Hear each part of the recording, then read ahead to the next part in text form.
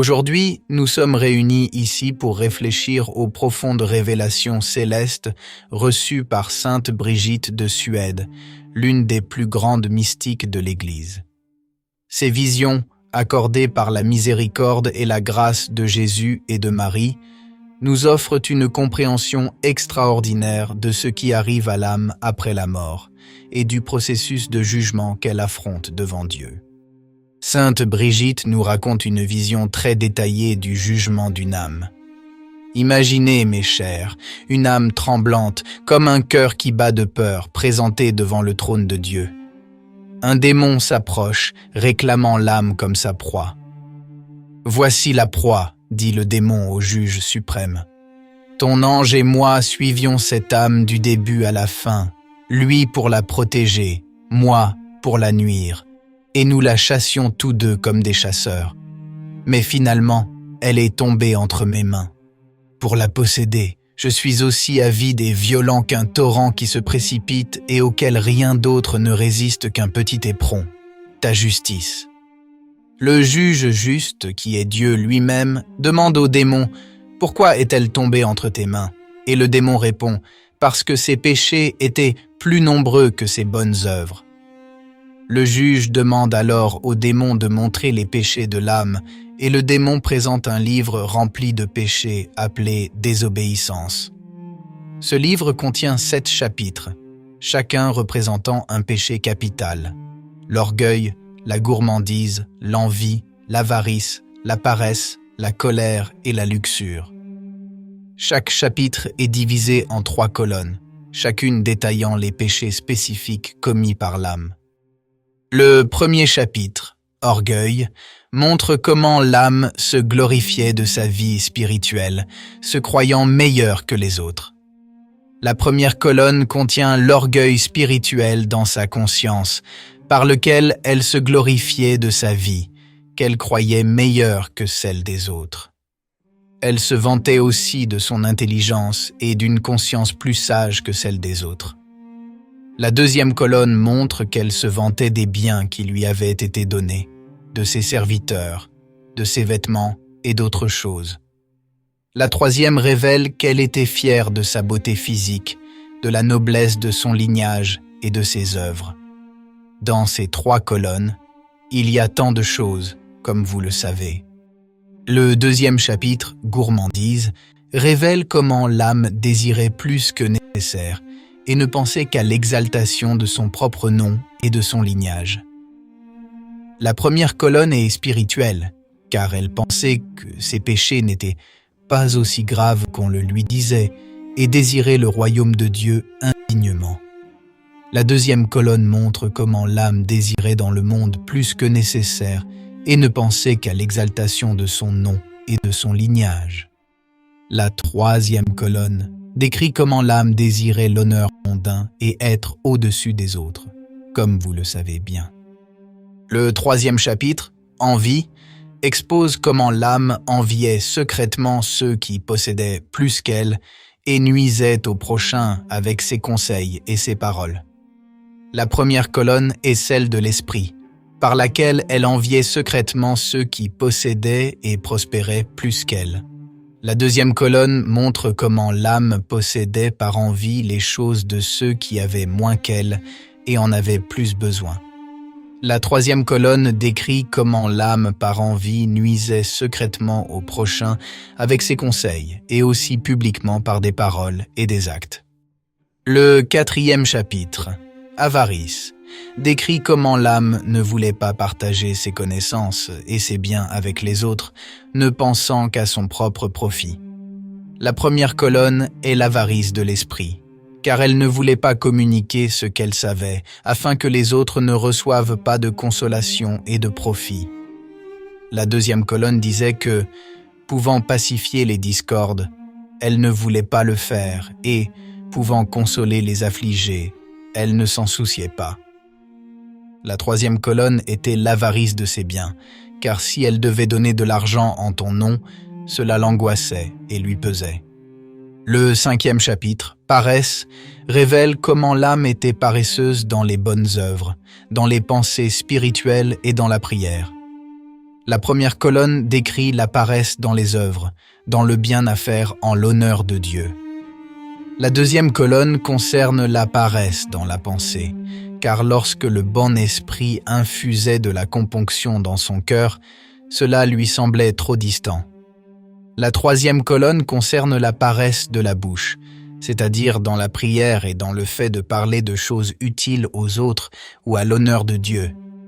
Le 6e chapitre, colère, montre comment l'âme se mettait en colère contre le prochain et lui faisait du mal avec sa colère. La première colonne décrit comment l'âme se mettait en colère contre le prochain pour tout ce qui n'était pas de sa propre utilité. La deuxième colonne montre comment l'âme faisait du mal au prochain avec sa colère. La troisième colonne décrit comment l'âme troublait le prochain avec elle. Enfin, le 7e chapitre, Luxure, expose comment l'âme s'adonnait aux plaisirs charnels et aux désirs mondains. La première colonne décrit comment l'âme répandait sa semence de manière indue et désordonnée. La deuxième colonne montre comment l'âme était immodeste dans ses discours, induisant les autres à pécher. La troisième colonne décrit comment l'âme nourrissait son corps de manière trop délicate, se préparant de nombreux repas somptueux. Chers fidèles, dans cette terrible vision, nous voyons l'âme condamnée par ses péchés, mais ne désespérons pas, car il y a de l'espoir. Lorsque le démon cherche à réclamer l'âme, la mère de la miséricorde, la Vierge Marie, intervient.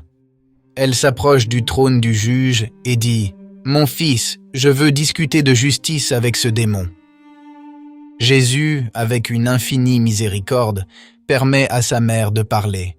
Marie demande au démon « Dis-moi, quelle est la chose qui peut effacer ce qui est écrit dans ton livre ?»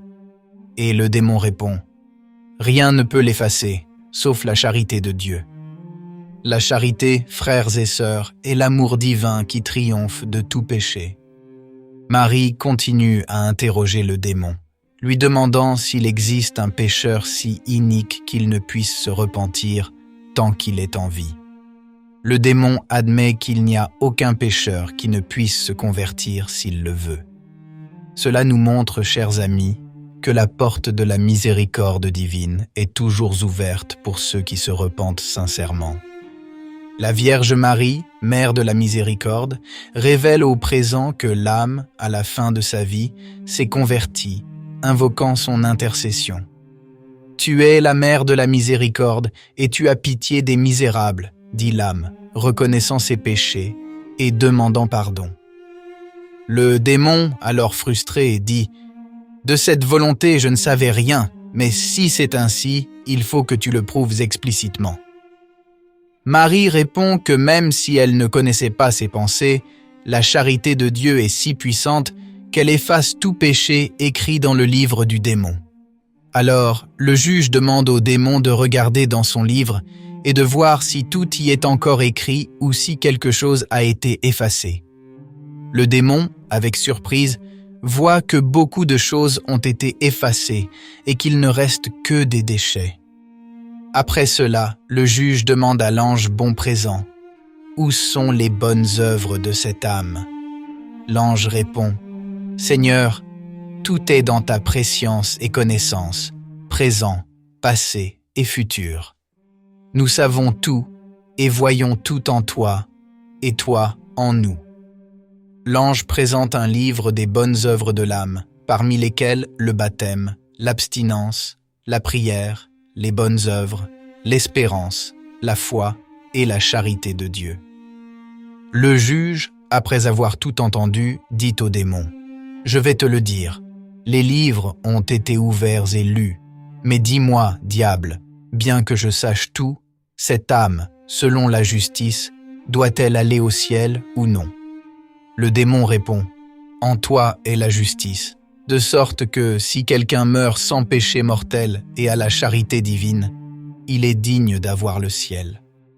Jésus répond « Alors, parce que maintenant je t'ai ouvert l'intellect et t'ai permis de voir la lumière de la vérité et de la justice, dis à ceux qui écoutent, comme il me plaît, quelle doit être la justice pour cette âme. » Le démon répond que l'âme doit être purifiée et qu'il ne restera aucune tache non purgée dans le feu. Marie demande alors « Quel remède doit être utilisé pour raccourcir un temps de peine si long ?»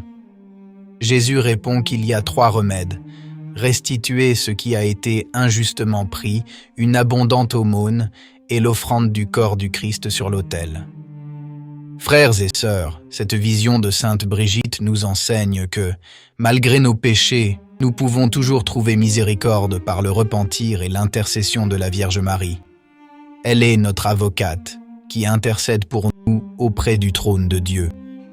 En réfléchissant à ces révélations, demandons à Dieu la grâce d'examiner nos vies, de reconnaître nos péchés et de chercher son pardon. Prions la Vierge Marie d'intercéder pour nous, afin que nous puissions être libérés de nos péchés et atteindre la vie éternelle au paradis. Rappelons-nous les paroles de Jésus dans l'Évangile. « Heureux les miséricordieux, car ils obtiendront miséricorde. » Vivons ces paroles dans notre vie quotidienne, montrant de la miséricorde envers les autres et cherchant la miséricorde divine par la confession et le repentir. Enfin, chers frères et sœurs, confions nos âmes à la miséricorde de Dieu et à la protection de la Vierge Marie. Qu'il puisse nous guider dans notre chemin spirituel et nous conduire à la salvation éternelle.